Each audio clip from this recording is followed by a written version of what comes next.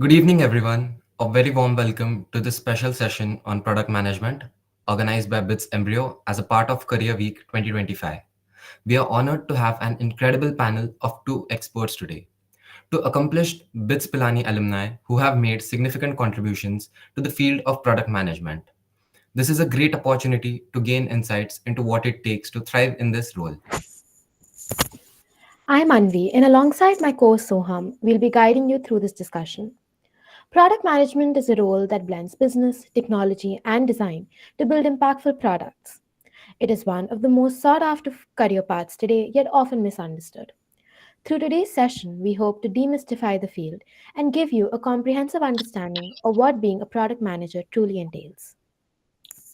Before we dive into our questions, let us introduce our esteemed panelists. We are delighted to welcome Ms. Mudra Surana, a proud alumna of BITS Pilani from class of 2022. During her time at Institute, she actively explored various fields such as data analysis and web development, gaining valuable experience through multiple internships. Her passion for learning is reflected in the diverse projects and certifications she has undertaken, ranging from deep learning techniques to building Amazon clone model. She was also an integral part of BITS Embryo and served as the Apogee coordinator for her batch. Currently, she is excelling in her role as product manager at Nykaa. We sincerely thank her for joining us and being a part of this insightful talk. We are also thrilled to welcome Mr. Pushpak Teja, a distinguished alumnus of BITS Pilani from the class of 2016.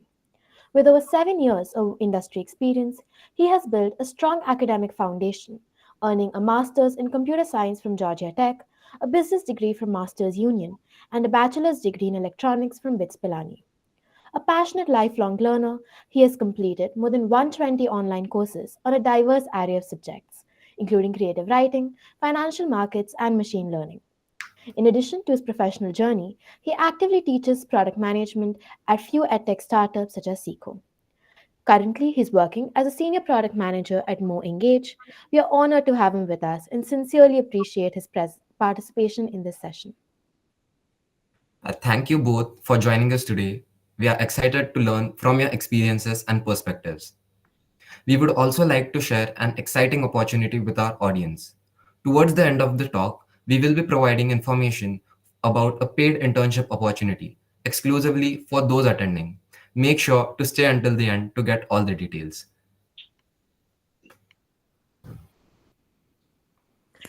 To set the stage, let's start with the basics. Many students hear the term product manager but might not fully understand what the role actually entails. So, can you share how you define product management in your own words? Sure, I can go first.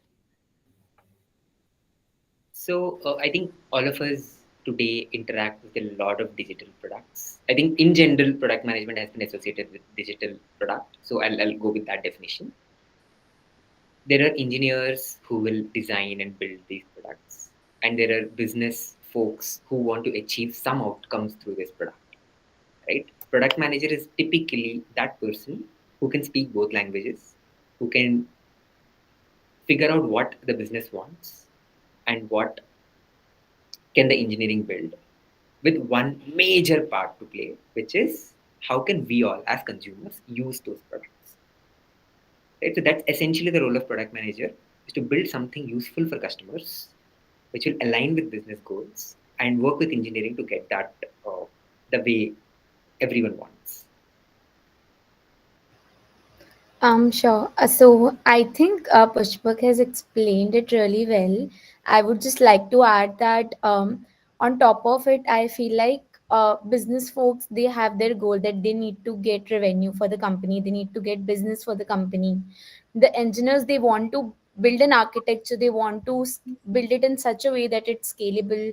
The code is very fast and responsive. Design team wants to have the best design possible, but there needs to be some person who thinks and builds from a user perspective. So I think that is where product managers come into picture, who not although they not only align these three functions together, but then they also keep the users first and feel key. however great the product we make, but are users getting value from it? Are they able to use it or not? And I think that is where we come into picture, or we fit in the play. Right. So would you say that product management is more of like an art or a science, or maybe a balance of both? I feel like product management or product managers' major job is to get things done, and get things done in a way that people can use it and to get more users on the product. So I feel like it's like both of them together. Would love Pushpak also to add. Yeah, I mean, completely. I think we are going beyond those barriers, right? I mean, if I the way I call it science is more functional. Like, are we functionally rich? Right? The way we define art is basically, are we having delightful experiences? You can't have just delightful experience without sound being very functional. You can't just have functional product. Like, why most people use cred? I mean, not just because it pays credit card bills. There is a lot of design elements that went into it to make users stick to that product, right? So it's a mix of both, yeah. Right. Okay, so going along with that, what does a typical day in life of a product manager look like? Is it more meetings, execution, or strategic planning? And also, how does this differ based on the stage of company? Like, is it a early stage startup versus an established company? How does it like really change the way you work? Right. So there are, in fact, along with the levers you added, there is one more level, which is B2B and B2C PM is very different. We are Right. glad. I think there are two elements here. Like I work in B2B and Mudra works in B2C. So I Correct. think we can give you some flavor about that. Um, so it's very hard to define a typical day. So I'll define a typical week. I think that's more predictable or on average that works out well. In terms of meetings, usually about 25% formal meetings and about 25% informal meetings is what I would say, right? So, and where do you, most of these meetings are two types. One is you are on meetings with customers or business stakeholders or maybe sales teams on gathering different requirements, right? That is one level of meeting to understand what your customer wants, what your business wants, and what your sales team. Again, that at the end of the day, even that's business, right? Uh, and the other side is meeting with engineers, QA team, designers. That's execution. Like you know what you want, you are working with them to get it built. So I think 50% of total this is still an understatement. It's usually more than that.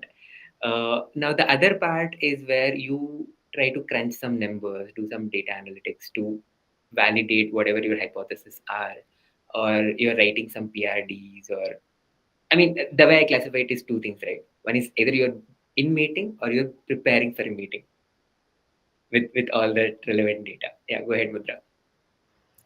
Yeah, I think Pushpak laid it out really well.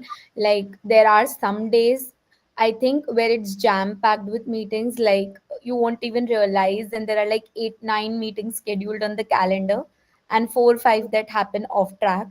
And so I think, like, in product management specifically, like, every day is very different. Like, I can't predict what is going to happen tomorrow.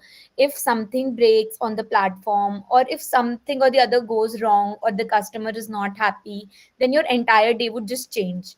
So I think every day is very different, and I think this is one such field where actually that is so true.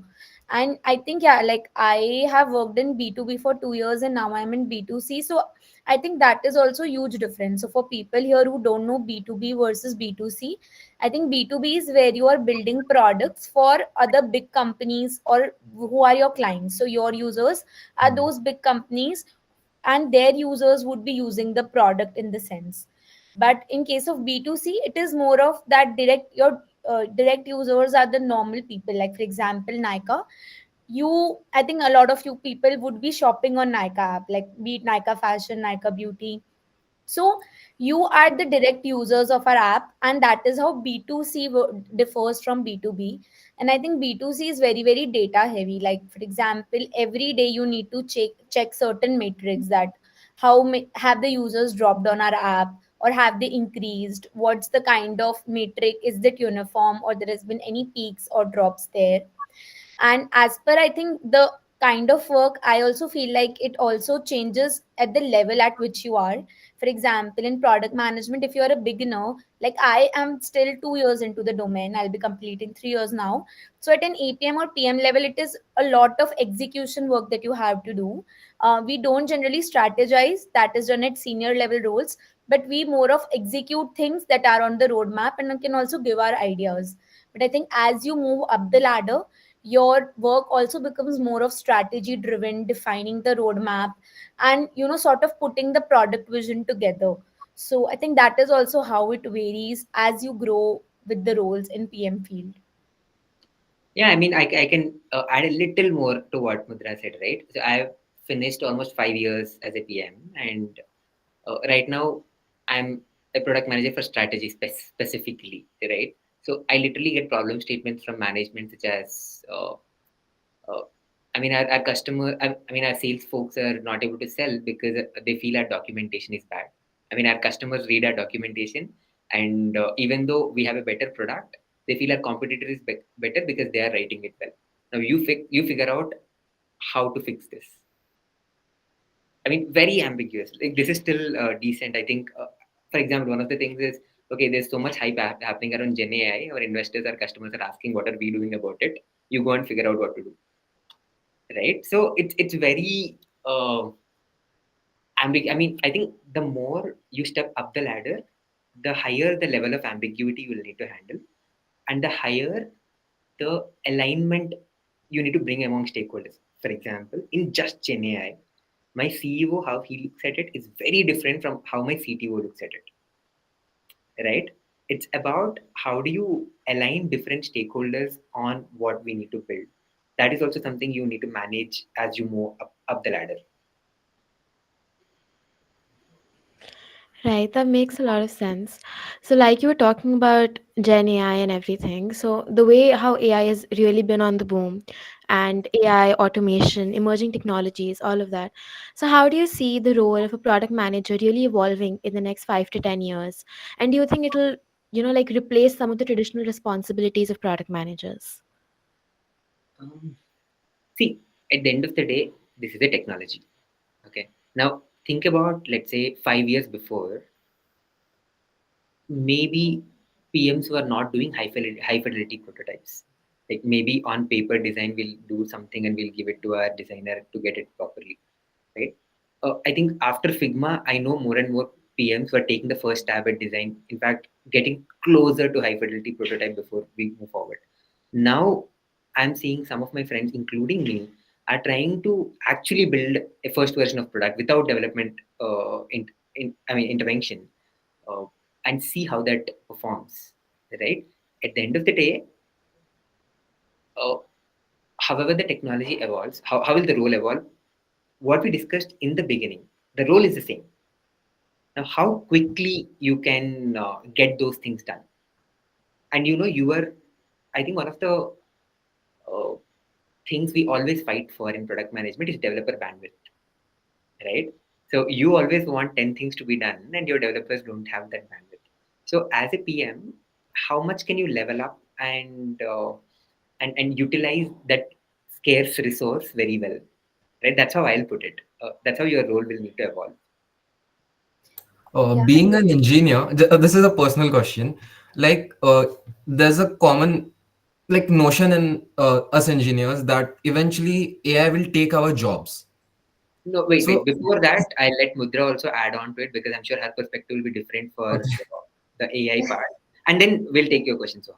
Okay. yes, definitely. Okay, yeah, sure. So I think, like, obviously there is that fear when Gen AI took up Chat GPT, Claude, a lot of AI models, which makes your job like literally what used to take maybe 2 hours will now be done in like 5 minutes or so. I think even like you guys as students would be feeling like for the assignments, for the PPTs, for which during our time in bits we had to like sit day and night and see, figure out how to do it and what all jugaad we can do and all. But I think for you guys it's way easier, because if you get an assignment or something, you can just go on chat GPT. At least your initial level of draft can be sorted with it. Obviously you need to refine it and put in your thoughts, but your job becomes easy. So I think just like that for product managers also, I feel like product management with documentation is a very very important thing. Like whatever feature you are making, even like if I have like on Nika, like I suppose for Nika on the app, if I have to just change one flow key, okay, now probably we will show this button after that button. We have to document it, that why do we need it, what's the purpose behind it. So before this Gen AI thing coming in, we used to obviously do everything from ourselves, but now how has it impacted it? It has actually helped increase our productivity, because now if I want any feature, I want to brainstorm any kind of competitor analysis I want to do, I can first directly go to chat GPT or Claude and just ask first, get initial thoughts from GPT, from AI, and then probably work on it. So I think as product managers, it has improved our productivity, and it has also given us time ki, okay, now you have more time, you think on other things. Or maybe also get that leverage key, if you're not getting designers ka time, you're not getting developers ka time, then certain things you can build by yourself, maybe just like a rough draft of things. But I think that is how it's helping. And just one more point can be, I think earlier maybe you needed 20 PMs for one particular team. Now maybe that can be reduced to 15 or maybe 10. But it's not like that the role is gonna die, because the major thing of our role is to be user first, and for that you need to have a human connect, you need to understand that. And AI, however good it becomes, it will never be able to bring that human emotion in itself. So I think that is also, I think basically it's like a pro also, it's con also in some way, because now thode se less product managers maybe, but we are not sure. So I think, but it has helped in a lot of ways, I feel like. Yeah. And now I think I'll take Soham's question as well, Yes. because he was asking about how will engineers be replaced. I think you talked Yeah. about will Well, PMs be replaced. what I feel is that when I look at my seniors who are being placed, they usually tell us that AI आ गया market में, hard हो रहा है engineers को आने के लिए. Let it be even if they are from CS degree. So the major doubt comes out that is it the same in product management? Uh, does that fear exist in product management industry, that eventually the job opportunities might decline and there may be some shortage of jobs? Okay, see, AI is very good in doing things with a binary outcome, meaning तुम्हारा code चला नहीं चला. Is it? I mean, is the feature? Did the feature come out as expected or not? PM is definitely not a role where there's a binary outcome.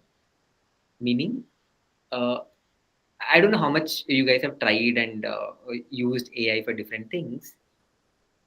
It will probably get you the first 30-40% of effort, right? But you won't get to 100% effort. In fact, even for coding, for that matter of fact, the way systems are today, I've been building a lot of side projects with AI tools and stuff, right? uh, it actually does a really good job. And sometimes to fix those one or two bugs, right, it will take ton of time. I mean, there is one small bug it needed to fix, and it added like three different files and many more things to approach it. Whereas all it could have been done is just to change one line, right? So again, there's a pro and con, like Mudra put it. Uh, for engineers, I think the scare is higher. For product managers, it's not as high. Not just because the outcome is not binary, because, like she said, it's. I mean, try to do any user interview, right? They can't tell what they want. No user, no client, no business can actually uh, frame things in such a way that they tell you what you want and your AI can understand it, right? I think as long as that's true, we are safe. Right. So product management can be said that it requires constant human intervention, and Definitely. AI I don't think will do much of harm in this industry. Yeah, I think there's this general saying in the market, right? AI won't replace you, but somebody who can use AI better than you will replace you. I think that's very true for this role specifically. Yeah, I think just to add on to that point, which Pushpak said, and also the question you asked, I feel like ki, matlab, to build AI to you, and also there is a team that does that. So AI in the sense is given jobs to those people, and if you can use AI to your advantage, then anybody's gonna hire you because right now prompt engineering is a big growing field, and people are hiring people who can actually good give good prompts and get the task done. So that's also a newer field which was not existing before AI. But now, if you know how to write prompts, even if you know how to talk to Chat GPT in a way that it gives you concise outputs, because you can easily like Chat GPT can get hallucinated if you ask so many questions to it. There needs to be a way you ask it so that it gives you precise answer. So to be able to use AI to give it those, whatever you ask is basically a prompt. So now if you can give good prompts, then prompt engineering is also a field that is open for you. So I think it is also opening newer opportunities. Obviously some traditional roles will get affected, but I think that's how it is, right? 10 years down the line something new would come up, but then if you know how to use it, and if you're vigilant enough, you know how to use things, and it's not that difficult. You just need to open and use it, practice, like just use it for your daily uses, and that's how you'll get better at it, I feel like. I have to add something to that. Can I ask? Yes, yes, sure. Ria, just one thing. We have a Q&A session at the end of the whole talk. I think you can just clear your doubts at the end, if All right, that's fine. okay. Okay, works. Yeah, and that really makes sense. That's so true. So I think shifting away from the topic of AI, like you said, Mudra has had a relatively like in her early years of the career, and Pushpak in a way has a little more, like more than 5 years, I think. So how do you think, like, if you could like maybe differentiate about the biggest challenges that you face, like from your in your early years and maybe in your later years? What are the major challenges you face, and any personal experience where you faced a roadblock and how you actually overcame it? Okay, I think maybe I'll start first because I'm in the early stages. Um, so I feel like I think there's a very famous thing in our matlab, which I have seen over the years ki matlab, you need to be really convincing if you need to get your things done as a product manager. Like you can't just order people and tell them ki yaar, I have this timeline, I need this thing developed at this timeline, do it for me. It never works like this. You really need to have that skill where people gets convinced in the way you are saying things, and for that you need to have that much willpower ki you are convinced on what you are saying. So I'll say, for example, a lot of times like vague things come up, like you have to, I need to get a feature done which I feel will make sense with what user data I have studied. But now I'm also not 100% sure because it's my hunch and maybe it can go the other way.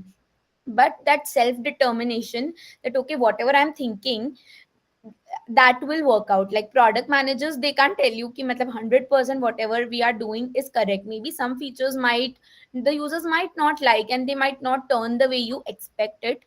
But then you have to take that hunch, because engineering team, design team, nobody's going to take that call. Everybody relies on the product managers to make a final call to whether make this any particular feature ship out or not. So I think one thing which I have seen is like in any kind of B2C company where you go, even if you guys do an internship or you go out for a job, nothing is released like that. For example, if I have to make any changes on the app, we will do an A/B testing for it first.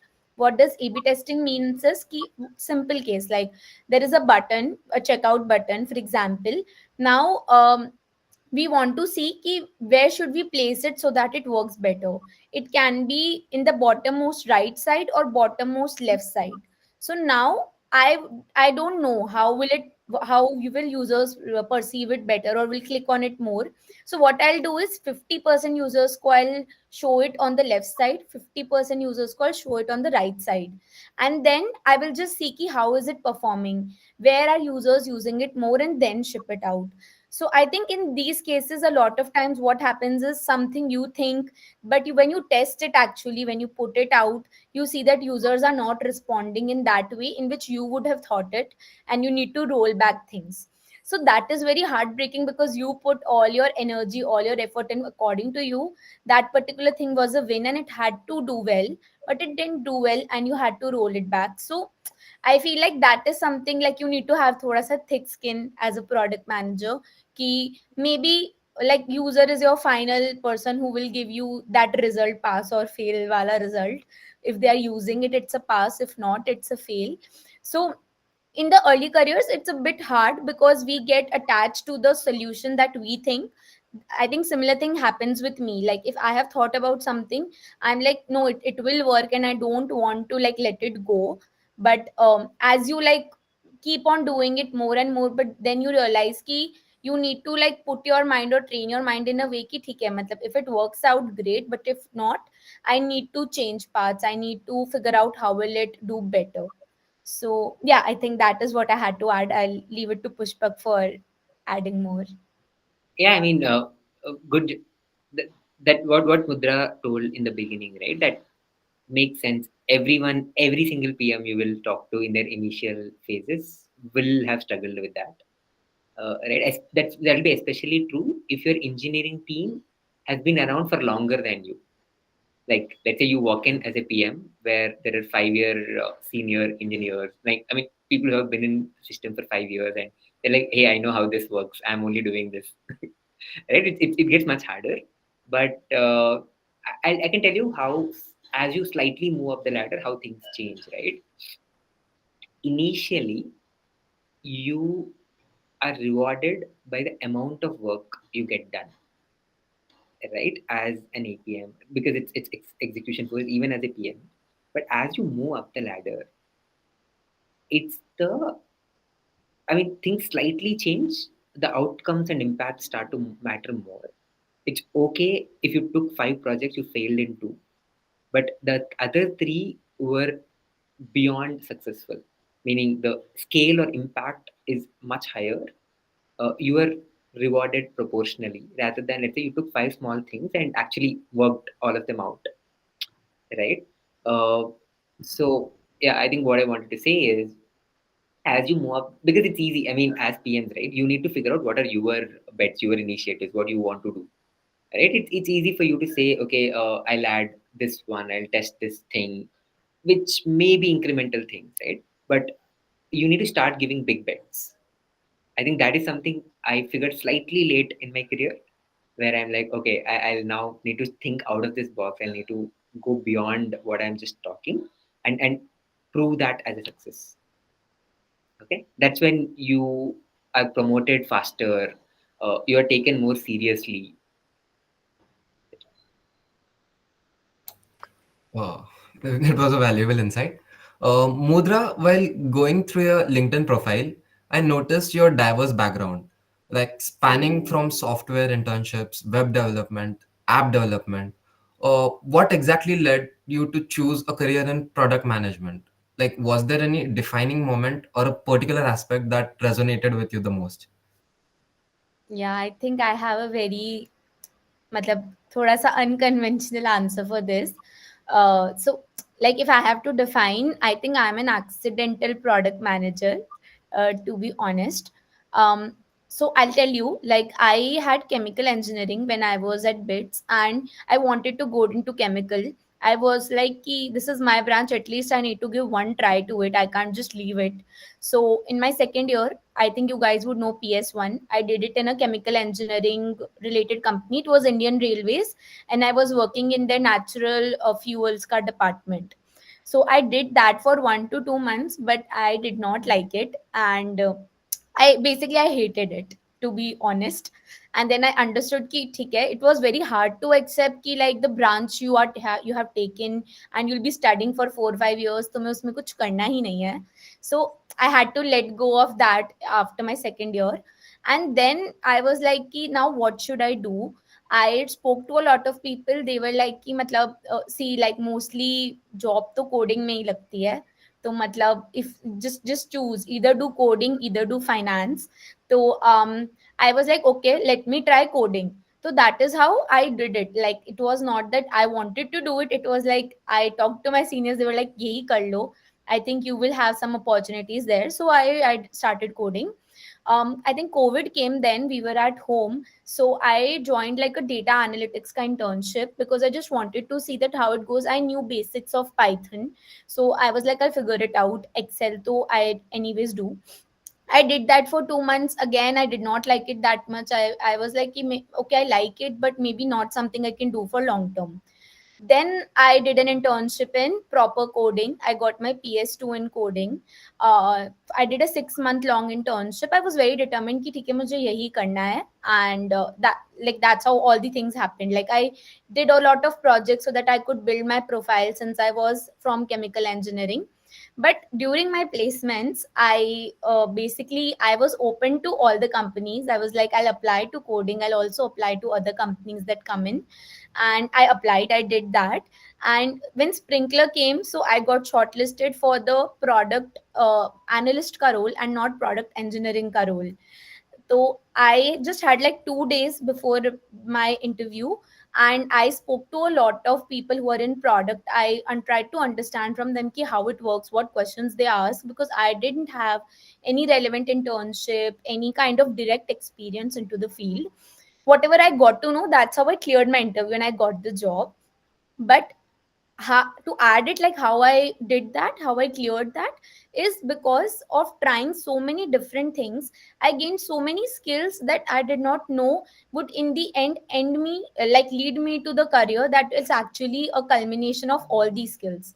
Like just look in that sense ki matlab I did a data analytics kind of, so I got better with data ka skills like SQL, Excel. When I was doing development, that is when I got to know how front end works, how back end works, how you basically, I used a lot of apps during that time just to see कि कैसे उन्होंने वहाँ पे कैसे क्या placement किया है. Not having this in mind कि this all actually helps in product management also, because product managers ko whenever you'll ask what's the skill that's needed, obviously soft skills is a major part, but in terms of hard skills, tech skills, the more you have the better, because if you know data you can look into data and you can derive insights. If you know tech, then you can have a good conversation with engineers and they can't be like ki is product manager, they don't know engineering. And when I was using so many apps, I in the end actually was using products, right? Because agar aap Zomato scroll kar rahe ho and you are on it, it's a product in the end. And if you, and what's the best way to know a product as a product manager is to use the products. So I used all of them and that is how I landed that role. So I would say like for any matlab, specific field or any path that you are doubtful about, you want to do it or not, maybe just do an internship in it, and it will give you that answer that okay, do I really want to do it or not. And in the end I think nothing goes for fail, because whenever whichever job you are landing, it is through those experiences, those skills that you gain in that internship ka period that eventually add up to the fields. I hope I gave you guys a convincing answer, but I think it was like that. So I had to explain it in a way that suits. And वो tick भी actually तब हुआ, like when I got my first job, then I did an off-campus internship for 3 months to figure out how actually product managers function. And that is when I realized, okay, this is good. And all the skills that I have done, it makes sense here. It fits here because I was good or I was okay in all, but I was not the best in any. So product management sort of fit the bill, because in product management you actually need to have knowledge of each and every skill in order to have those conversations to build products. Right, that really makes sense. That's very, very, very helpful. Um, Pushpak, I was actually, when I was going through it, I saw that you have such a varied education background from BITS Pilani, Georgia Tech, and then Masters Union as well. So, what exactly motivated you after pursuing a computer science master's in Georgia Tech, again to finally ultimately end up in product management? Okay, I'll give one disclaimer. This Georgia Tech program was their online program. They have a very nice online masters in computer science. Uh, I mean, this was something I did after my third year of job as a software developer. Right? Like I spent 2 years as a software developer, and in that, in fact, the second course I had taken was human computer interaction.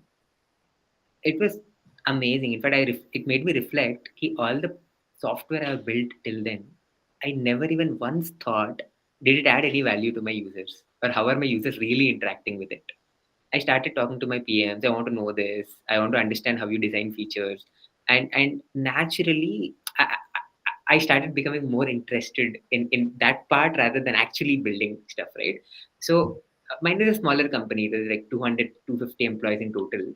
So I asked my manager to. I want to work with product team fully for some time for 3 months. If it works out, I'll continue. If it doesn't work out, I'll come back and be a developer. Right? Somehow I got that arrangement done, and my product head was also more than happy because I was the only tech person in their team. Like we only had two PMs, so they were anyway going to hire more PMs. So they were like, if you wanna come, you know our code base, you know our engineers, I would love to have you. Right? So I went there and I spent about 1.5 years there as a PM. I loved that journey. Right. So I eventually I finished my Georgia Tech masters, even though I was not doing computer science after that. Um, but one thing what I realized coming from software developer background to PM, right? I was very good in working with engineers to get stuff done, but I was not great at working with, let's say, product marketing or sitting in a roadmap meeting and uh, I don't know, actually speaking very convincingly, this is what we need to build, this is how we need to work, etc. Right? So I thought, okay, let me take a break and do an MBA. And I was not too convinced on the value prop of an IIM sort of an MBA because, I mean, some of my friends who went there had very mixed feedbacks. And Masters Union sounded super exciting. So I joined them as the first cohort. In fact, I mean, everyone really asks me this after BITS Pilani and Georgia Tech kind of brands, how did you even think of joining first batch of Masters Union? It did work out well for me. Even I was pretty excited, and even I wanted to join Masters Union at one point in my 12th, but yeah, um, there's that And just thing. a side note, right? I'm taking this call in Mesa School of Business right now, which is like a Oh, very similar concept to Masters Union. And I mentor here for product management. And actually, my wife studies here in her MBA. So yeah, I mean, you should consider sitting in one of these classrooms someday, Masters Union, Mesa, because it's very different, the sort of education. And that's what I'd recommend you all to do because uh, if you want to become a PM today, I don't think, see, when I started becoming a PM, there was no concept of portfolio. There was no product portfolio. You only had a resume. I think when Mudra became a PM, there is a concept of product portfolio. You need to have a portfolio. Now it just doesn't work with portfolio. You need to have a product. Take any simple use case, build a small product, get first users. Even 50, 100 users will work, but you need to get there because everyone now has a portfolio. How are you different? Right? I think 2 years down the line, probably everyone will have a product. And the question is, how are you different? Right? At least the way we are right now, I don't think portfolio is going to cut. All of you should use and embrace these Gen AI tools, whatever V0, Vercel, no code backends, Bubble, pick your poison, right? I mean, whatever you want to call it, and start building out there. right. One more question. Many students are curious about how to actually break into product management and what exactly is needed to explore this field further. It's not always a direct path like engineering or consulting. What are some of the best ways the fresh graduates or early professionals to enter this field? I'll let Mudra take it first. Okay, sure. I think there are like a couple of ways like probably let me speak on a few. I think first of all can definitely be build your product. Like any kind of projects that you do in college, it's very easy to just have a group of friends, like find someone good in coding, find someone good in making design Figma, and someone who can just brainstorm and bring in ideas and just create something. Like any project of yours, I think you will learn about product the most when you build something, as Pushpak had also mentioned. So when you are in college, I think the basic question is key: how do we get that cut from our resume to the interviews? Because in bits, I think companies come to recruit for product management APM roles. So probably if you have some projects, you can show your user thinking, how you have built that product in those interviews. That's the best way to crack that field. Second, I feel like is just try to get an internship. Like in any company in a product role, get an internship, be it product analyst, be it founder's office, be it direct product management internship, or any generalist role. Get an internship, do it for 2 3 months, and you will understand, you will gain that experience, and you'll also understand how actually it works. Because sometimes what happens that we maybe from this talk you understood about product management and now you want to do it, but maybe it's not the thing for you. Maybe it's for others but not for you. So you first need to identify whether it's the thing for you or not. And for that, it's important that you do an internship. I know it's not that easy for everyone, but since we are from bits, I think we have a good alumni network. There are so many bitsins founded startups that there you can just pitch in, you can like show your projects, you can show how like you think, and then just do and get an internship and do that. That's the best way. Once you do that, once you get a clarity that okay, this is not just a role that I've read of and I'm interested in, but actually I have tried it, and that is why I have gained interest in it. Because I think most of you guys are maybe first, second, or third year, right? So that's why I'm talking, because you still have time. So I would say just don't go for that fad because it looks very fancy from outside. So that is why we want to do it. But maybe explore it, try it once for yourself and see that okay, is it the thing for you or not? And once that is done, I think your like all the pathways will then lead. Like obviously for some people, they break into developer roles and then they switch to product management. That is also one way of getting into it. Like I think Pushpak did that, he is an example of that. For me it was different. I did internships in developer roles, but then I landed my job through campus. So I think because of the tough competitive, the how the job market is, probably if you get some internships, you build that experience and you try through college placements, that's the easiest way, and I think the most convenient for you to do. There are other ways, but I feel like since Pushpak has done his MBA and he has switched from there, I think he should add more on that.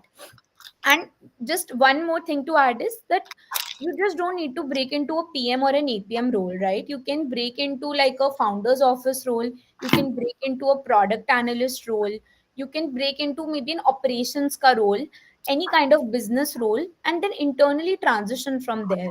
So it is not just APM, but these sidecar roles also in a way just add to your APM skills. Like in founder's office, you are supposed to do, you are supposed to be a generalist. कि मतलब whatever the founder says, you need to execute and do things done. So that builds your skills of getting things done. When you're working as a product analyst, your data skills also build up. Plus, you're working with the product team, so you also know about how PMs work. So basically, like all of these roles, in a way, have that tinge of product management skills in it, and then you can just take and also transition through them. So just don't consider like a APM or a PM role in the start itself. If that's not a possibility, go for the side roles that are also very, very related to product management and that can give you a breakthrough in the product management field. Yeah, I think that's a really nice answer. Um, okay, in any role, right?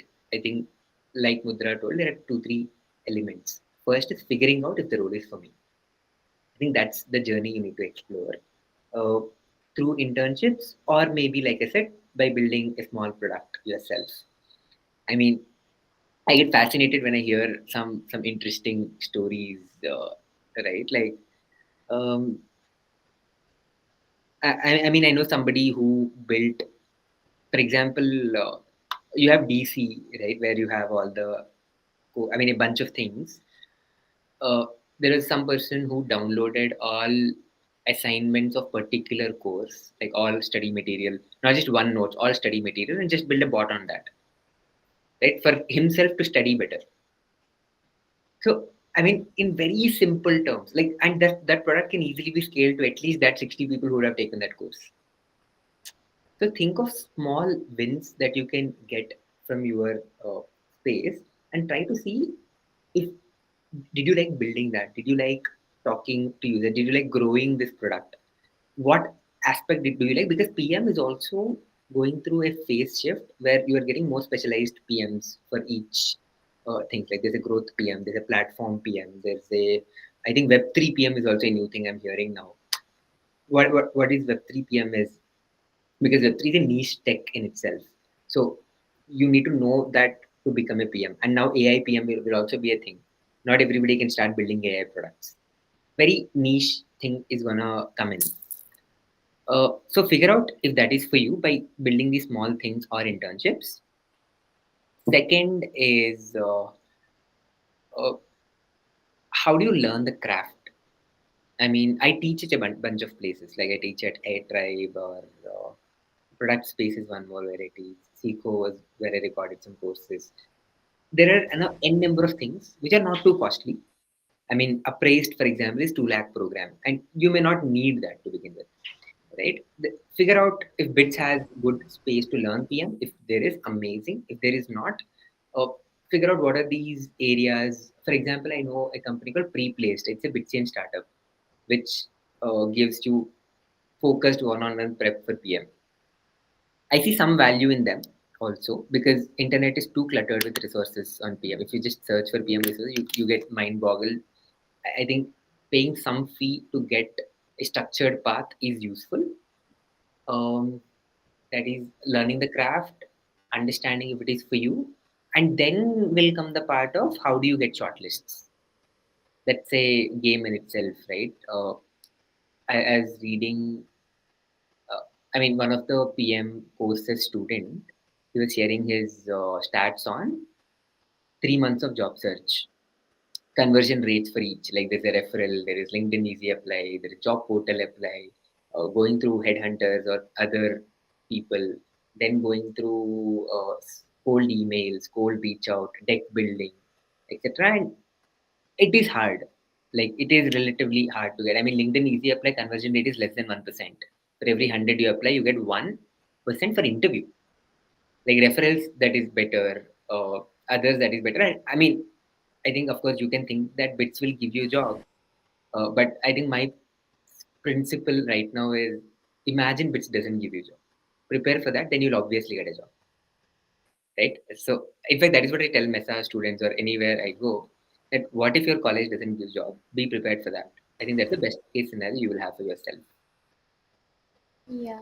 I think just to add on that, I think I switched my jobs recently. Like I was in Sprinkler for 2 years and I did a job switch to Nika. And considering the job market, it took me approximately like 4 months to do it. Right. So I feel like off campus is a big thing. And during that, I realized like that there's one approach that I applied, because in product, what happens is there are n number of products, right, in the market. And it's like obviously not possible for you to know everything. When you are into coding, there are a limited set of questions that you do on lead code, and you get that practice, and most of the questions are around it. But product management, I've also mostly heard students who have interacted me say that, how do we do it all? How do we prepare all the questions in the interview? What if they ask me a product and I have never used it? Then how should I answer that? So I think one very interesting approach that I followed was that, like, pick an industry. For example, you pick quick commerce, and now you know there are three leading players there, right? You know there is Blinkit, there is Swiggy, Instamart, and then there is Zepto. So each day, just pick one. Maybe today I picked up Zepto, and just explore the app. Like, think of a use case. Ki I just want to buy maybe a healthy chocolate with no sugar from Zepto.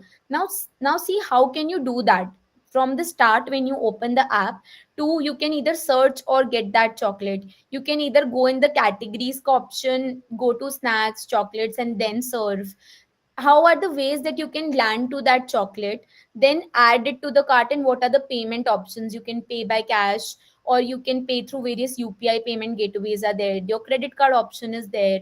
Then you check out, then you see that they ask for a user feedback in how much time your order got delivered. So when you do this like for 3 days, like today I did it for Zepto, tomorrow I'm doing for Instamart, the next day I'm doing it for Blinkit, what is happening is that you are actually getting into the depth of these apps. You will know everything, not obviously everything, but like whatever is available for you as a product person. When you use these products, when you use these for 3 days, you will have questions like, okay, why does Zepto and Blinkit both exist when they're doing the same thing? Why then even Instamart is there when three of them are doing same thing? So why are people using all and all of three are thriving? Like why does randomly now Blinkit is giving ambulance in Delhi NCR areas?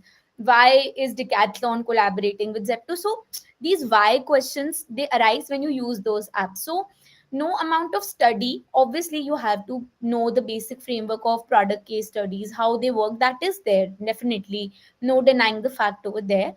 But once you do this, I did this exercise for 30 days. So I picked a niche each week, like quick commerce, then e-commerce, then fintech, then your streaming platforms, then your cab players like your Ola, Uber, Blue Smart, and just explode. So that gave me so much insight into how the apps are working, how one is different from the other, why both of them exist in this market, what is their future plan. So that will also prepare you in a way to crack an interview. Because why? Because if for example you are giving an interview at Zomato for their APM role, possibly what questions they are going to ask you, they will obviously ask in the related industries. They might just ask you ki, why do you think Instamart or Swiggy also exist if we are doing everything? What is their USP over us? So these questions that time maybe you won't have prepared, but because you have used both the apps thoroughly, you have did your research as a user that why one is better over the other or why both are better, it will definitely help you. And it will also help you to build that product sense, because product sense can't be built like in a day or 2 days, but it's built over time. So the more products you use, and also same industry ka products if you use in a week, in the next week next industry, to tumhe us industry ka you'll also gain insights, and you'll also know ki how that product is working. So that is also very underrated hack, but if you actually use products and think from that perspective, it will help you. Because it really helped me crack interviews, because I think in each one interview I'll prepare for something, the next interview they will ask me something completely opposite, and I'll be like ki, yaar, this how to do this, I can't do like 1,000 questions ek saath. Because product questions are not like that ki there is a question and you have an answer. It will always be like ki ek question ki there can be multiple answers. The more everyone will think different. For example, any question that you ask me and Pushpak's answer would be completely different, and both of us can be completely correct also. So that is how product management is. So you just need to make sure that your thinking is built in that way, and you don't need to mug up answers here, but the more products you use, the more better you get, I feel like. Yep, completely agreed. I think one takeaway for all of you, like look at the products you are using and start noticing differences between products and in the same product over time. Like, I mean, I still remember, like, whenever WhatsApp introduces a change, there is Meta AI, there is, think about why is it placed there? Are your friends using it? Is it successful? Is it not? I mean, if you think about Instagram, when the Reels was launched, why did they actually placed it at where search bar used to be there? Because that was their most prominent, like most clicked button. And they did that because Instagram Reels wanted to be very aggressive because TikTok was out, right? So the moment you start asking why is it here? Why did they launch this? Why did they position it this way? Why am I preferring? I mean, ask yourself, when you need to scan a QR, what do you use? And why are you using that? Like, I'm sure that answer will be different for a bunch of us. There are like 3 or 4 major. In fact, I now use PhonePe QR to use any QR, meaning There's a website redirect link in restaurant for menu. I open PhonePe and I redirect from there because that's that's how my wiring was done, right? So you learn a lot by asking why, and there's no second thoughts about it. Right, that was pretty insightful. Like you mentioned, product management is a blend of skills, right? Both of you mentioned that in different ways, but you did mention that. If you had to list the top three skills a product manager must have, what would they be? Like anything ranging from problem solving skills, even being patient enough to listen from everyone in your team. What can those three successful skills be? Okay, at least in my experience, number one is prioritization. When I say prioritization, it's also eliminating, noise from signals. At least in B2B, you get inputs from multiple sources. Everyone says it's a priority for them, right? How do you figure out what is noise and what is a real insight that you need to go ahead? And that is built over time. That's not something you can like literally uh, start doing right away, right? Prioritization is one. Second is, understanding your customer in depth. So in depth that you get too intuitive about it. When somebody tells you that, hey, my customer needs this, you are like, you can imagine your customer actually using it, how they will use it, and what sort of scenarios might come up. And you can even tell that, no, I think they're just asking, they won't use it, right? So again, that's also something that you learn over time by doing it over the years. So prioritization, customer understanding, and the last one is uh, uh, uh, uh, uh, how would I put this? See, problem solving, data analysis, these are even measurable in a way, right? What I'm talking are more outcomes. Like problem solving and data analysis are probably inputs that are needed for some of these. So I'm not touching that. I talked about customer understanding. I talked about prioritizing in general. And I think the last one is writing well. I can't tell you how important that is because the number of stakeholders you are dealing with is crazy. There are very few jobs who deal with as many stakeholders as a product manager. So it's impossible for you to be on call and explain everything to everyone. So how well you document stuff through which you are needed less and less, right? So I think these are the three I would put as my top three. Correct. I think like I completely agree with those skills. If I had to put it out there, I think there are two kinds of skills. Your one is your soft skills, and one is your tech skills. In terms of soft skills, when I say, I think one is your very very clear and precise communication. I think when you are a product manager, you need to be really good in the way how you communicate things, because across all the teams you are at the center. Matlab, I think most of you, if you would have read the bookish definition of product management, it is like कि you are at the center of tech design business. I think most of you would have seen that. So why is it like? Because when you are communicating between all these three teams and five other teams which come in play during that time, the way you communicate things actually defines how a thing gets built. Because if anywhere there is some miscommunication or people are understanding it differently, then your vision or what you thought would not come to life, and it will be like a complete chaos. So when you write well, as Pushpak said, you communicate also well. So if everything that you are thinking behind building something is written somewhere, you have written your raw thoughts and you have structured it, then you can also speak to others. So it is very important that you write in order to communicate very well. Even I think you can just, when I used to like say how my this skill is good, because you can't prove that you have this skill, right?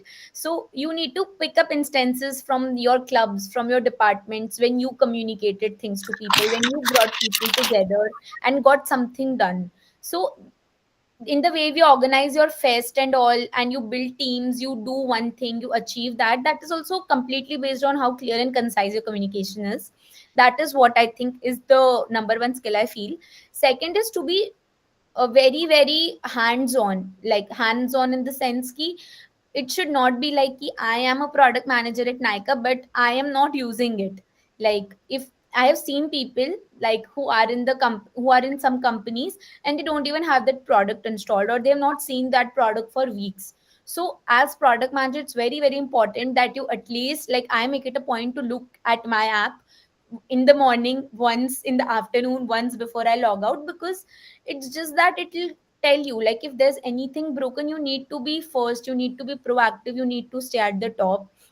So use your product, use your competitors ka product. Like if I know I'm in Nykaa, then I will use Tira Beauty, I will use Mintra because it also sells makeup. So you need to be very very, this is actually also called as market research, competitor analysis and product management, where you actually know what's happening in the market, and no skill is needed actually, it's just your proactiveness, your, you need to be very very vigilant कि नहीं मुझे ये करना है.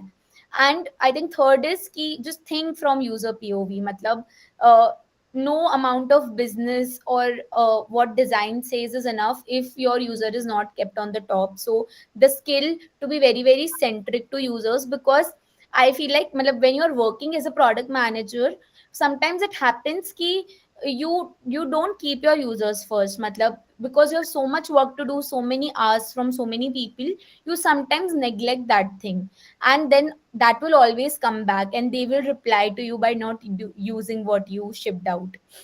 And in terms of your tech skills, I feel like ki, I think if one skill, like entry into the PM role can be when you have one skill at least developed. For example, if you know data really well, you know how to use Excel, you know basics of SQL, then it can be a good entry pathway to you, because when you're a product manager, you can't be dependent on others for everything. Like I can't be dependent on data analytics ka team every time when I have to find data. So for me, the entry role was because I had worked or I had interned in tech related companies and developer roles. I knew the engineering side of things a bit, which actually gave me that chance ki, okay, maybe I don't know all these three skills, but I know one. So it will just help, because in the end, companies or any startup, they would need ki how much hands on you are. And you will become hands on if you at least have one skill. Like soft skills hona to is mandatory in product management, but technical skills also I would say, अगर आपको design पसंद है तो may be learn Figma, थोड़ा आपको understanding हो, because in startups what happens, PMs are not just PMs, they sometimes also are designers with it. Sometimes PMs also act as the data team for the startup. Sometimes if PMs are hands on, then they are technical product managers. So try to have at least one skill developed so that you are not always dependent, and it also gives you a lot of leverage to build something of your own. So yeah, I think these, like soft skills obviously at the must, but out of them I think user first thinking, very clear and precise communication, and having idea using your own product and competitors. And in terms of tech skills, I feel like out of tech, design, data, just pick and choose the one which you know well. Just thoda sa build up on that, have thoda expertise, it will give you a leverage. Right. We'll be moving to the last question before we open the audience questions. So, are there any industry trends or any new tools that you feel students should be aware of so that they can stay ahead in this field and start their journey? I mean, there are tons of them. There's literally one tool popping up every single day. Um, I recently read a post from Lenny on Lenny is uh, a very well known or popular PM influencer. He has a podcast and a newsletter. Uh, in one of his recent newsletters, he wrote about how PMs can use AI for prototyping. He wrote a bunch of tools on what will help you brainstorm, what will help you get from an idea to wireframe, what will help you get from, I mean, build a backend for it, etc. Right? So, then get a sense of these to begin with, and what else? I think one general advice: don't be tool focused first. like understand the skills, the problem solving, data analysis, whatever, right? So for those skills, what do you need to use to learn or achieve them? I think that's how the approach should be. And right now, there's still no such tool that's going to teach you everything or help you learn everything. I think OpenAI or the basic ChatGPT is something you should brainstorm with. Okay, hey, if this is the skill I need to learn, what should I start with, or what sort of tools can I use? I think that's a good place to start. Yeah, I think I also agree with it. I think like there is something popping every day right now. But I think the more you use AI and you are aware of the latest tools that are coming up, how are you using it to your advantage? How can you do it? Like anything of that sort, it works. Like I recently saw on LinkedIn, somebody had built like in just 3 hours. So they used to consume podcast a lot in on YouTube. So what they did, because these podcasts are 2 hours long, 1 hour long, so they just built a Chrome extension which will give a summary of what that podcast is about, so that they can first see is it really helpful, and then just then put their time and watch that podcast. So if you can use AI in that way, like don't just use it for building any project for the sake of it. Just see ki, matlab, what problem you are having, and is there something where how you can sort it out. Because see, reading AI is passive learning. Matlab, I also used to do it, and then but till the time you're not using it to build something, you have not known completely about it, right? So I would say ki, matlab, just see what the problems you face in the day to day life, and can anything like even a simple Chrome extension or any kind of wrapper or anything can be made, and it can actually literally be made in 3 or 4 or 5 hours. But it will like make you a complete product manager. Matlab, you are not even doing that job, but you have done the job because you have thought about the problem, you have thought about the solution, you have thought about क्या tools मुझे use करना चाहिए. So for that you have googled and you have done your market research, and then you have also done the job of a developer because you have built that, and you are also marketing it because you are putting it out for others to use. So that's like a complete product management ka packet without even being on the job. So I would say like be very very hands on with AI, and like just don't do passive learning, instead build. Matlab, it's very easy for me to say, I know it's bit tough, it's not like a 3 hour job, it is for those who are actually doing it since years. But I think in college you have that time to invest, even if it takes 1 month 2 months. If you do it, you will see ki you are actually learned that skill. Yeah. Right, now we open the floor for questions from our audience. Feel free to raise your hands or drop your questions in the chat. Ritambra. Yeah, hi. So actually, I had a question. Actually, recently, abhi the like SAC from the college हमारा जो club है उन्होंने एक like they newsletter kind of thing they uploaded on email itself. तो उसमें लिखा हुआ था कि for product management, some tools like Jira, Trello, Asana, and Notion, like these are pretty good tools. So could you just explain us about that? Yes, see, I mean, to build anything, you need some project management, right? Because you are working with different stakeholders, you need to get something done. And these are all tools for that. Is there any value in learning tools beforehand? I would say the answer is no. Because this is not something where you can say, ki, hey, I'm a Jira expert. Doesn't make any sense. And it'll hardly take you a day to properly learn how to use this tool, right? So get a job. In the job, whatever tool they're using, Jira use kar rahe, kuch bhi use kar rahe, learn that. And trust me, I'm telling this as somebody who has a session on how to use Jira for product management as part of one of the cohorts that I teach. Right? That I'm teaching that because they have it in the cohort.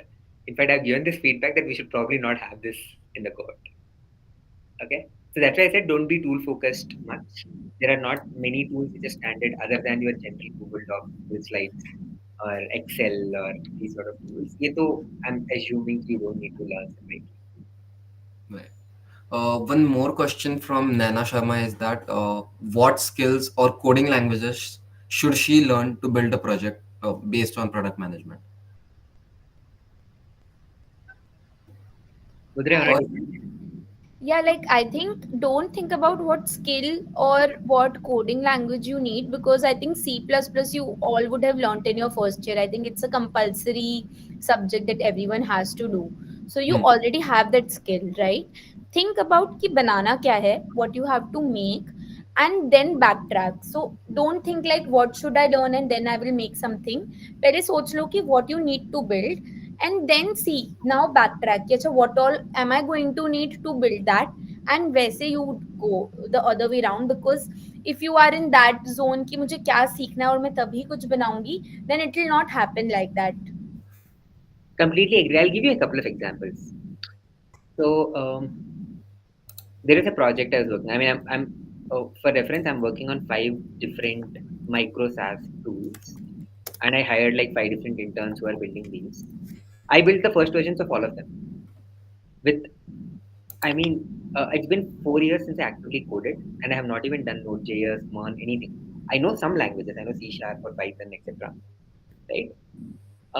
I used Cursor to build a full-fledged SaaS application in about 2 weeks in these Node.js or Merge stack, and I don't know anything about that stack.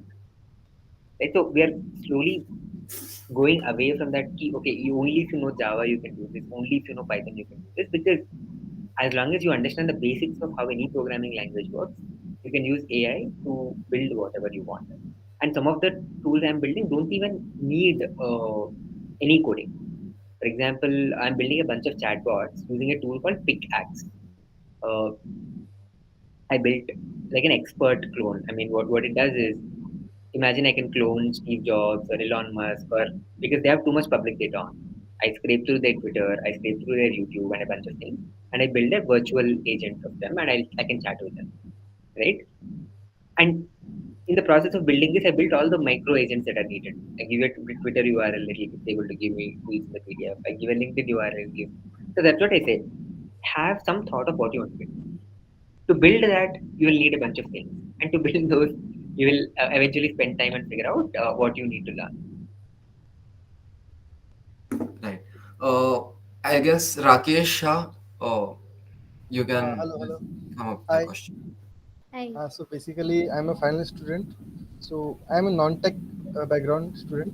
Basically, क्या है कि 2 साल से I'm working in a startup and building a hardware product, which is generally used in a rural area. But now I want to pivot. I want to change my path to a PM because I am working in a product from last 2 years, and before that I was also working in a on startup like a SaaS platform. So now I'm in a final year, so I don't know coding. I don't know any basic tools in like uh, tech, but I know the meaning of product market fit and everything around marketing and product and everything. So how can I start my journey, or is there any way that I can get into something?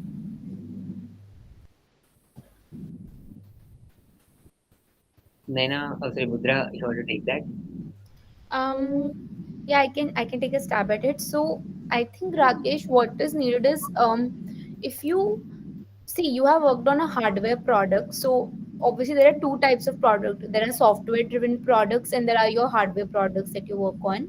If specifically you want to move into software driven products, then what you can do is use, see you have actually worked on building a product, so even if you don't know these tools, as Pushpak had also said earlier, learning these tools, project management tools, is not like something that will take you years. Once you join a job, you will learn them, right, in 1 day, in 2 day, or maybe with time. What you can do is leverage your these skills and try to get interviews, like start applying, try taking a stab at things, because when people are interviewing or seeing for product managers, they see if you have built something before, if you have worked on a product before, that serves as a proof of experience for you. And for you, that is why we said to build projects and to actually do it, because that is when you can actually show those products, and you have, because you've built that, so you have already worked on building a hardware product. You just need to see how you need to make your story around that particular product, which will, and what are those transferable skills, because if you have worked there, obviously you have acquired some skills which is common to all product management or all product managers that work in different companies. You just need to pick those skills that are transferable and start applying. I think there is no way to judge whether you can get it or not if you are not applying. Apply, get those 1 to 2 interviews, and then judge yourself on that key. How are people reacting to it? How are other people working in different companies analyzing you or taking you there? So that is when you'll be able to define a path of what I need to do next, because you are not starting from scratch, you already have some experience. So first go out there in the market, give some interviews, and get a sense of how you are getting perceived, and that is how you will define your path. Because when I did my job switch, that is what I did, because I had some image of what I know and what I have done, but till the time I did not give an interview, I was not sure where I'm lacking. And that's what paved the path for me, that okay, maybe these all are the things that I need to work upon. So I think mock interviews or speaking one on one to people who are into product management, that will give you more perspective on where you exactly lack, because I think definitely you would have some skills which are transferable to other roles also. I hope I was able to help you out. Yeah. Thank you so much, Mudra. Gunjan has. Okay, Arfan, you can go. Hi, good evening, everyone. I just had a small doubt. Like, I see a lot of product management job descriptions asking for experience, right? And I'm still a fresher right now. So, what can I do right now to make my resume stand out? I think we covered it in bits and pieces, Yeah. right? So think of layering, right? First layer is, at the end of the day, I want some proof that hey, you can do this job. One, you can do it by internships. That okay, you have interned somewhere, you have driven some outcomes. Second layer of, I mean, if that's not possible, have you built some products and gained some traction for it? And what's your thought process behind it? Because that's where your interview will be about. Let's say you built some small tool and you got some traction. They'll ask you why you built it, how did you use it, if you're given a chance, how will you improve it, etc., etc. Right? And what is below that is building decks. I mean, the portfolio, as people call it. Take any problem statement. I mean, let's say urban company uh, needs to enter quick commerce. How should that be like? That's more strategy sort of a thing. But let's say if, so, I mean, think of anything. Let's say if Instagram needs to improve some metric by 10%, what should you do? You can literally frame problem statements in your head. Company X, problem statement Y, as in metric Y, improve or reduce by 10%. You can literally frame any problem statement, build a deck, right? So I think that is what we need. People are expecting today. That how can I know you can do the job before you do the job? I think that's also the answer for Rohan's question. Even internships are asking for prior experience.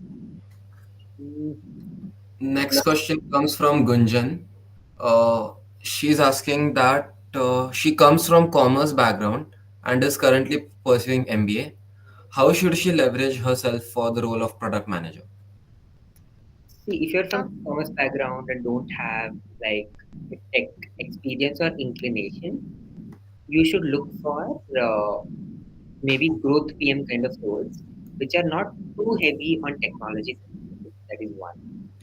And second, can try to build uh, in places where your commerce background can come in handy. For example, think of clear tax kind of an example. I mean, I'm not too familiar with commerce, but I'm assuming some part of audit or tax filing or a bunch of these things make more sense for somebody coming from commerce, because in clear tax, you're building products for two types of people. One for CAs, right? So think for your domain expertise or areas where you may not need as much tech.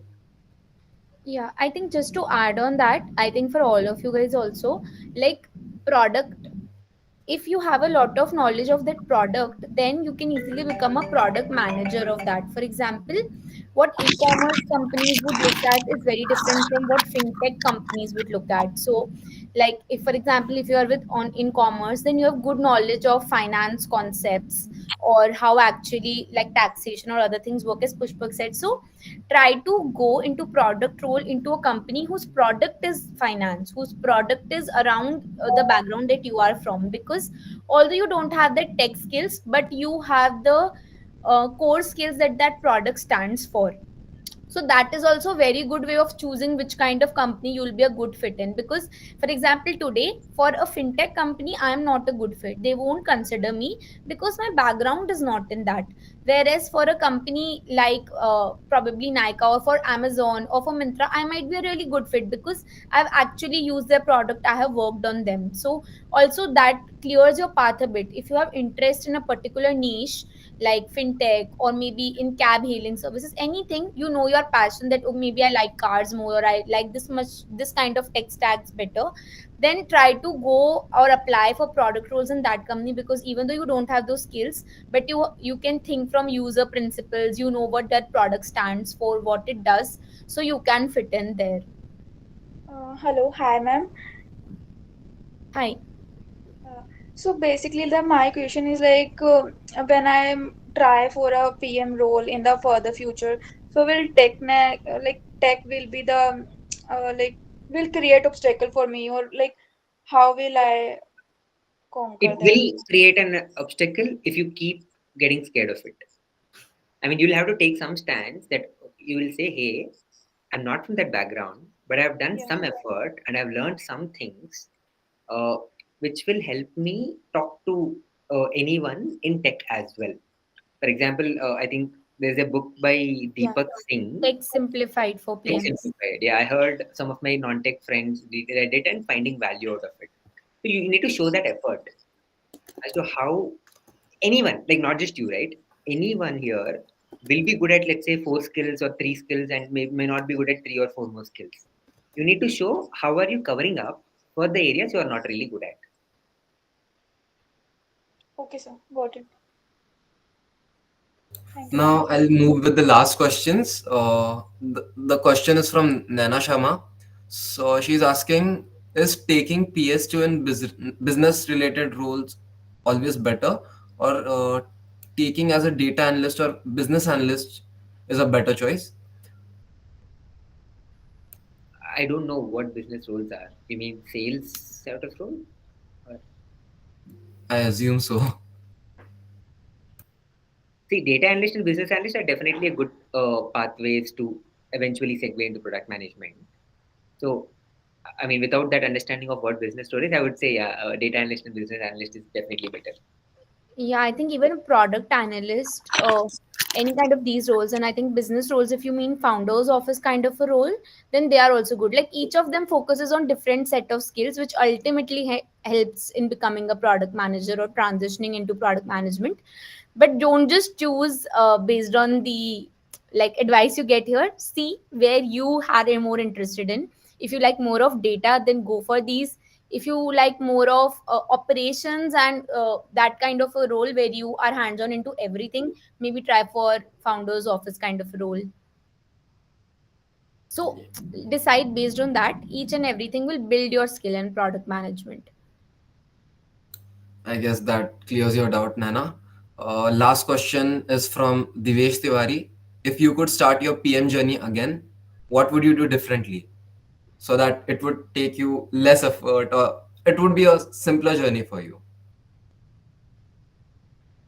Oh, okay, should I go first? Okay, I think for obviously like my journey was very unplanned. Like I did not think of starting it before starting it.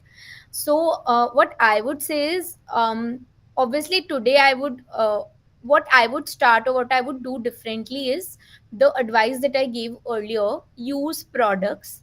Matlab, be very very updated into what are the latest products, what are your top used products, how do products actually work. Because product management cannot be learned completely. Obviously some parts of it can be learned. So have this basic structure in mind कि कोई भी interview में आप जा रहे हो तो there will be product decks that will be asked out of you. There are your 5 6 type of questions: product sense, guesstimates, product strategy, root cause analysis. So these are some basics that should be sorted before starting your PM journey or trying, because interviews ka format is same, right? Mostly similar. So you need to know that, you need to have prepped for that. But in the end, second thing which will always help you even if you don't know these is when your product sense is very good. And that becomes when you have used a lot of products and questioned that why is this here, why is this there. I think I was not like that in my early, like maybe first year of job. But when I made my first switch, it forced me to think like that. Because if you're not thinking like that, then you won't be even be able to survive in this like very, very competitive industry as it has become now. So yeah, maybe like I diverted a bit from my how would I start my PM journey, but I think this was supposed to be shared like with you guys, that you know it like basics. So you should all obviously should be sorted, but your product sense should be very good, which can be built by using more products, and obviously try to build if you can. Yeah, I mean, I don't know if I do anything differently, really, right? It's see, around when I started, whatever resources were there, whatever was the need to get to PM, I did that. And same thing I do here. Just the need would have changed, which is back then no portfolio, only resume, interest, and some connections was okay. I think right now you need a lot more than that. So I'll put in efforts towards that. Like Mudra said, I mean, at the end of the day, there are two things that are needed. One is a resume that will get you an interview, enough practice to clear the interview. I'll need to plan what I need, and I'll eventually do that, right? All right. So I think that ends the audience question Q&A. This is the link for the internship, that paid internship that we had told our audience about. You can scan this QR and it will lead you to a Google form where you can fill your details, and people will reach back to you for the same. With that, we'll be ending the session. This was a very insightful discussion, and a huge, huge thank you to both our panelists, Mudra and Pushpak, for sharing their experiences and knowledge with us today. Your stories and advices have given us a clearer picture of what it takes to succeed in product management. Thank you guys. Thank you so much for having us. And I think, as I mentioned on the chat, I feel like the questions can be endless, and for each person, the journey is different. So, for them to understand how you can do it or what better can you do, it can be personalized to each and every person. So, feel free to connect with us, like both of us. I think I can also, Pushpak will also agree to that. I have seen Pushpak also helping actively on LinkedIn and through all the things that he does. I don't do that much, to be honest, but feel free to reach out on LinkedIn, and we'll be very, very happy to. If any one-on-one advice you need, any kind of roadblocks you suffer, so do try and reach out to us. Don't keep things in your head and keep on getting confused. If you feel any way you face roadblocks, do reach out to us. And I think the entire Bitsin community is also helpful in that regards. So yeah, I think that is what I had to say. Yep. I mean, no more closing thoughts. I think that is perfect, Mudra. So, with that, I thank everyone who joined us today. We hope this session helped you understand product management better and gave you actionable insights. Have a great evening and stay tuned for more exciting and insightful thoughts and talks by Bits Embryo. Bye bye. Bye bye. Thank you so much. Thank you.